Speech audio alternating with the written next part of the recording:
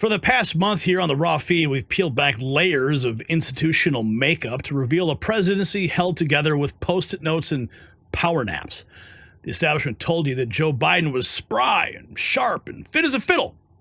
Meanwhile, staffers studied staircases like geometry proofs, praying the commander-in-chief wouldn't misfire on camera. Well, tonight, we've got the receipts, 8 of them, all under the bright lights, each one ripped from their own broadcast, showing how corporate media morphed into a homeland security checkpoint for inconvenient facts. So strap in, grab an Autopen, and maybe pour a stiff coffee, because the truth tonight hits harder than Alex Jones' megaphone fused with Tucker Carlson's side-eye. Let's get into it, because just as Biden's handlers hid his medical truth, Big Pharma hides natural solutions for blood pressure. Nearly half of Americans suffer from hypertension, the silent killer behind strokes and heart attacks. That's why I use this, GlycoBoost. It's formulated with white mulberry leaf and cinnamon bark powder to naturally support healthy blood pressure, cholesterol, and blood sugar. No prescriptions, no side effects, just clinically backed ingredients working with your body. This triple action formula helps thousands reclaim their health naturally. Visit boostwithgary.com for up to 40% off and free shipping and a 60-day guarantee. So head over to boostwithgary.com, because the truth about your health, it matters. Now, he's on a rain-slick ramp at West Point. Dress shoes, no handrail, gravity doing its worst. President Trump takes measured baby steps, and within minutes, cable anchors summon neurologists, orthopedic surgeons, maybe a tarot card reader to declare the Republican moral peril. They replay it like the Zapruder film and warn of unprecedented frailty. Meanwhile, when Joe Biden's legs go spaghetti and his Secret Service detail becomes a living walker, those same networks smile and clap and call it folksy. The hypocrisy is so thick, you could spread it on toast and feed it to an army. Watch. President Trump was at West Point today. I covered his appearance at West Point, I'm going to say 4 or 5 years ago, when he was, in his Trump 43 term. As he left the stage, there was a little bobble or a trip or something, and that made headlines all over the world. News media were proclaiming that he was stumbling and out of shape and all kinds of things. But that kind of thing seldom, if ever, happened during the 4 years of the Biden administration. I'm so glad you brought that instance up. It was raining. He's wearing dress shoes. He's going down a ramp. And he was taking cautious steps down a ramp because the thing was slick. And the media had a field day with it. They had on orthopedic surgeons and all type of mental experts to try and say, without talking to Donald Trump, of course, without examining him, they're saying he's suffering from all these physical ailments and these mental instability things. This is what they did to Donald Trump.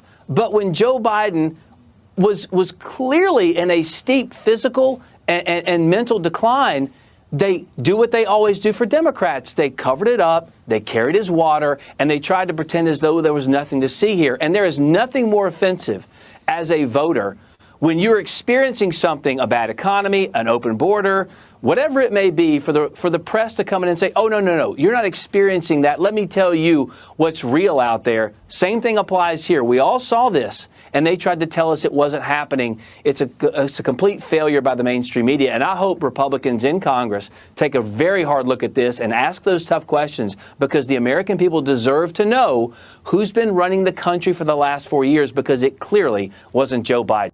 So we just watched corporate media turn a slippery plank into an existential crisis, while Biden's obvious physical unraveling was shoved down the memory hole.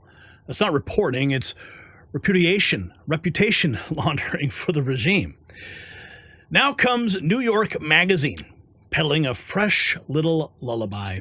Relax, they say. By 2028, voters will have forgotten the cover-up. As if grocery bills haven't doubled, as if $6 gasoline never happened, as if cartel drones aren't buzzing over your kid's soccer game. The media elite truly believe you're a goldfish in a bowl ready to forget the hand that taps the glass. Watch. So as Democrats begin to acknowledge the impact of the Biden health scandal, a new headline from New York Magazine suggests that 2028 voters won't care about the Biden cover-up. The piece goes on to claim that the blowback will blow over by then unless Democrats fail to give voters other things to think about.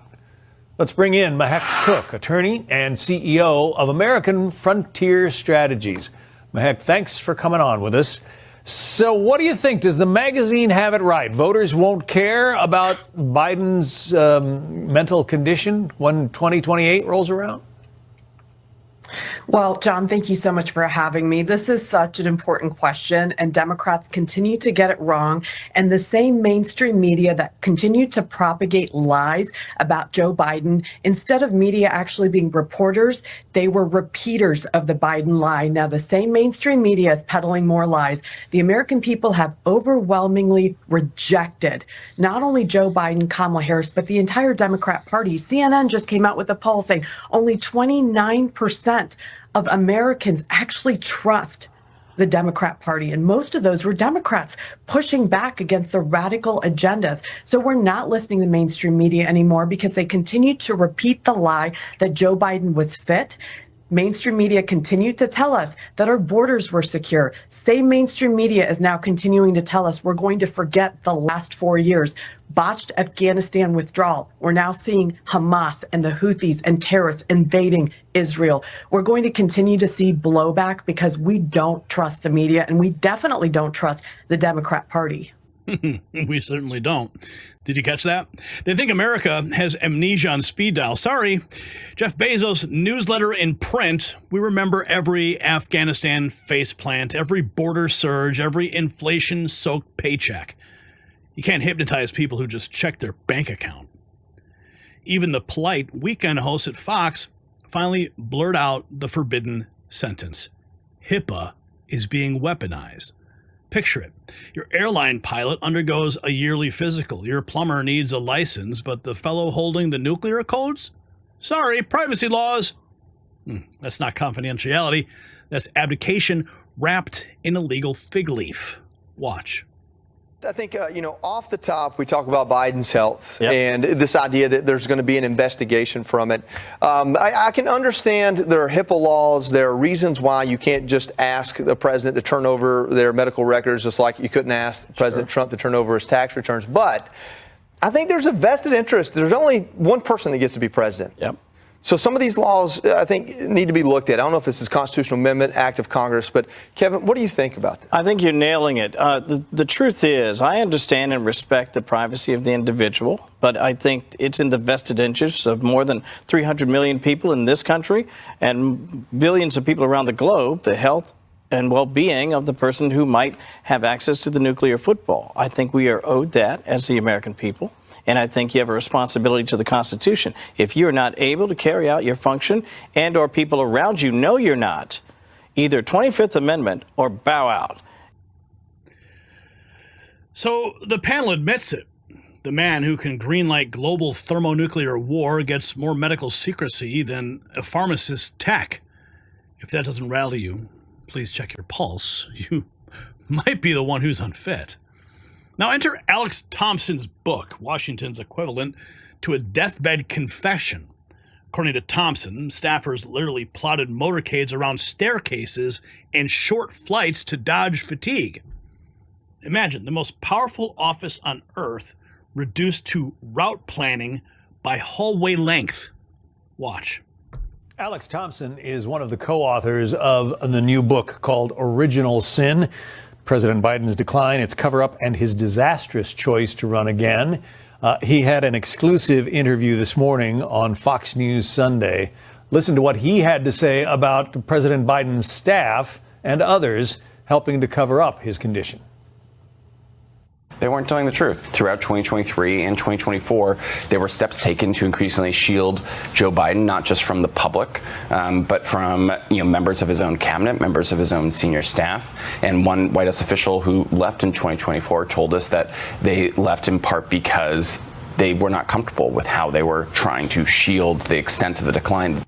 But again, Mahek, we, those of us in the media, the folks at home didn't hear about all this. So somebody was upset enough that they quit the Biden administration. Nobody else seemed to know. Look, John, you're right. I mean, this is a diabolical lie to sit here now and make millions of dollars off of a book Where was Jake Tapper and Alex? Where were they when we wanted to hear the truth from them? This book should have been published for free, and the truth should have come out. Instead, they're hiding. And the truth about mainstream media is that they wanted Joe Biden to win at any cost, which is why they continue to double down on lies. They continue to mislead the American people. And I've even looked at polls currently. YouGov has a poll out. 30% of Americans actually trust mainstream media. They have propagated so much misinformation and lies that we're turning to news outlets like Fox because they told the truth, and so many other podcasts online. There's Megyn Kelly and so many other individuals that actually are telling the American people what we want to hear because we're seeing it for our very eyes. Democrats have lost touch, and now Jake Tapper and these media outlets are trying to come back and say it was an honest mistake. Have some humility. Yeah. They're watching the next news network, okay? They said Thompson bravely breaks the silence 2 years late. After Kabul carnage, after Gazan rockets, after grocery aisle sticker shock. Translation? The country got chaos, and he got the royalties. Better late than never, maybe, but the damage is paid in compound interest by you. Now watch, an award-winning correspondent clutch pearls on live TV. We just missed it! Missed it? You were inches away, front row, inhaling the teleprompter glow. The only thing you missed was the courage to ask a real question. Watch. We got to start with the elephant in the room, the media coverage of this. You recently won an award from the White House Correspondents Association for, quote, aggressive reporting on Biden and for providing, quote, important insight into the inner workings of the Biden White House. In accepting the award, you acknowledged we missed some of this. There's more that could have been done. But everyday Americans who are watching the kinds of things like we have on the screen now, they'll say, we weren't in Washington. We're not at the White House. We're not covering this every day. We could see this decline in real time. Why couldn't most of the Washington press corps? Well, I would say first, there's a big difference between what you're seeing on the screen there and then what was going on behind the scenes by the inner circle of the Biden White House to try to shield that part of Joe Biden. But for people that in the country that are frustrated with the media coverage, I don't blame them because they were saying there's probably more here. And we should have not, it's because the media definitely talked about his age and did show those clips. But I do think we didn't probe enough into what was actually going on behind the scenes. And that's what we really try to do in this book. Well, fair to say, though, that those who did publicly question what we were seeing and try to push for more answers, they were often belittled or kind of, condescended to about why they would even ask those questions. I mean, I covered this aggressively back since 2021 and especially through 2023 and 2024. And the book says that, at times I was even frustrated that and I felt a little bit on the outs with, some of my colleagues, not all. I think there are a lot of people that were really trying to cover this story, and people in the White House were lying and not telling the truth and obscuring it. But yeah, I mean, I think it's fair. That's why I made the comments at the speech. I think, this is a good moment for just like reflecting on why exactly we missed some of the details that we finally got in this book. Mm-hmm. That repentance tour arrives long after the check cleared. They don't do journalism. They did customer service for the Democrat National Committee, and they wonder why the public trust now looks like a ski slope. Meanwhile, on Capitol Hill, congressional investigators smell blood in the water, letters fly, Biden's personal physician, staff schedulers, motorcade wranglers. They all have 7 days to cough up records or grab a lawyer. Watch. New details on President Biden's mental decline and how it directly led to the decline of our country. 4 years of failed immigration policy, even national security decisions affected. Don't take it from me. That's coming from Democrats. We'll show you the evidence in a moment, which comes as subpoenas are set to fly as soon as a week from today. When do you expect these subpoenas to go out? Well, the letters have already gone out to the staffers as well as Dr. O'Connor. So if we don't hear anything from them in a week, then I would expect to start seeing subpoenas. Tick-tock, the clock is ticking, but will subpoenas be enough? Maybe it's time for a special counsel to take the lead. Federal regulations call for a special counsel if, one, there are extraordinary circumstances, and 2, when it's in the public interest. Well, here are 2 of many reasons why the evidence of a deteriorating commander-in-chief calls for just that. Number 1, campaign aides around Biden knew about his decline before he became president. Listen to this. As far back as 2019, they knew. And yet they told us he was fit to be the leader of the free world. Listen to this. During an 8-day grueling bus tour in Iowa in December 2019, Biden gave his aides pause. While doing prep, he struggled to remember the name of longtime aide Mike Donnellan. You know, he said, groping for it. His aides side-eyed one another. Donnellan had worked with Biden since 1981. Okay, that's 7 years before I was born. He couldn't remember his name. And 1 year later, so in 2020, Biden talked to voters on Zoom, and it was a total disaster. Listen to what Alex Thompson's book says. Biden would sit in a room with several monitors beaming the face of real Americans in front of him. The videos came back, hours of footage. Some on the team couldn't believe their eyes. The videos were horrible, one top Democrat said. He could not follow the conversation at all. I could not believe it, said a second Democrat. It was like a different person. It was like watching grandpa who should not be driving. That is from before he became president. Unbelievable. TikTok, right? Federal regulators say extraordinary circumstances trigger a special counsel. A commander who sometimes couldn't follow a Zoom briefing is extraordinary. Stonewall, and you'll be answering questions under fluorescent lights with a stenographer tapping every word. Now, flashback to Kayleigh McEnany's press room firefight. Reporters demanded microscopic detail on Trump's Walter Reed checkup, phone call, autopsy-level detail. Fast forward to Biden's mystery weekend at the same hospital, and those same reporters suddenly celebrate patient privacy. Watch. So what was the press? The all-encompassing, all-asking, all-inquiring press. What were they doing in 2020? I remember. On Walter Reed, the president in November said he went to Walter Reed to begin his physical. He said he was there this week. He said he was there to complete his physical. In fact, your predecessor said the same back then, that it was to begin it. So which one was it when the president went to Walter Reed? The president did his physical in 2 parts. These are very extensive when you're doing a presidential physical, and he used the 2 visits to Walter Reed to complete the physical in 2 stops. Again, the media is engaging in conspiracy theories about the president's health. Just to be clear, Kayleigh, you said he did it in 2 stops, yes. But he said he completed it. This week he said he was there to complete it. You're saying that's not true. So his statement this week. Next question. I'm not engaging in conspiracy theories anymore. It's not a conspiracy theory. I'm just asking if he was correct. Go ahead. Well, isn't that rich? The press was focused on concocting conspiracy theories about President Trump's health, asking me about it, instead of probing the conspiracy happening in plain sight, the one with President Biden, where a cadre of Democrats told us that President Biden was fit to be commander-in-chief. The press committed journalistic malpractice, plain and simple. They bought the narrative being spun by a small group of high-level aides engaged in the cover-up. And remember, quote, 5 people were running the country. Joe Biden was at best a senior member of the board. Which leads me to the second reason for a special counsel. Did Biden's mental health decline have a tangible effect on policy? Did his mental acuity affect your life? The limited information we have so far suggests yes. At an immigration event in June of 2022, President Biden, quote, had some sort of glitch. He appeared to forget the name of DHS Secretary Alejandro Mayorkas, according to that book I mentioned. And for 3 seconds, he was mumbling incoherently, alarmingly. Now listen to this Democratic Senator Michael Bennet, who was sitting in the front row of the event.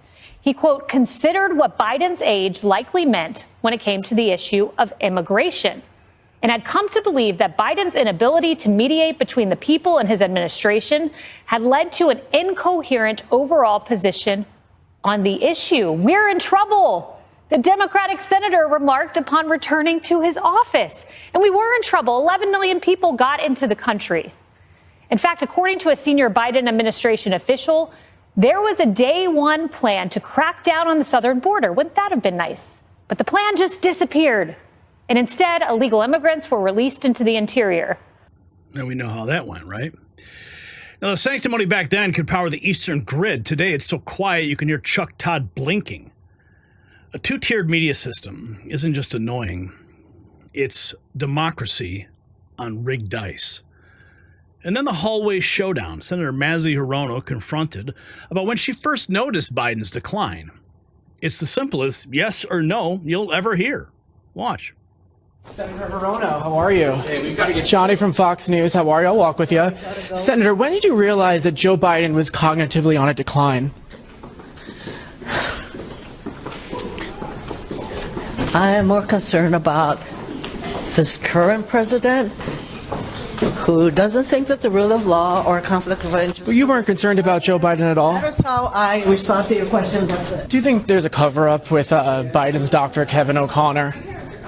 No, I don't. I was often asked who's really the president of the United States, and I would always tell them the truth. Whoever has control of that teleprompter. And you might amend it by saying whoever had control of the Autopen. Yeah, whoever had control of the Autopen. But did you hear her response? A panic pivot to Donald Trump, like Beetlejuice incantations warding off accountability. If you can't answer a simple yes or no about presidential fitness, you've already answered the question. So, there you have it. 8 explosive pieces of evidence. 1 verdict. A cartel of handlers, journos, and political lifers staged a medical theater to seize power by silence. They mortgaged your border, your paychecks, and your credibility for a facade. But the facade is fracturing, subpoenas looming, publishers confessing, and America is wide awake. So share this report. Demand mandatory on-the-record medical disclosures for anyone seeking the nuclear codes. And stay locked on Next News Network because we're going to pry the next brick loose. I'm Gary Franchi, fueled by truth and fortified by your support. The wall of deceit is wobbling. One more swing and it crashes down. So here's the question for you. Should presidential candidates face mandatory public cognitive tests with results released before elections? Comment with your thoughts. And support real journalism by visiting shop.nextnewsnetwork.com.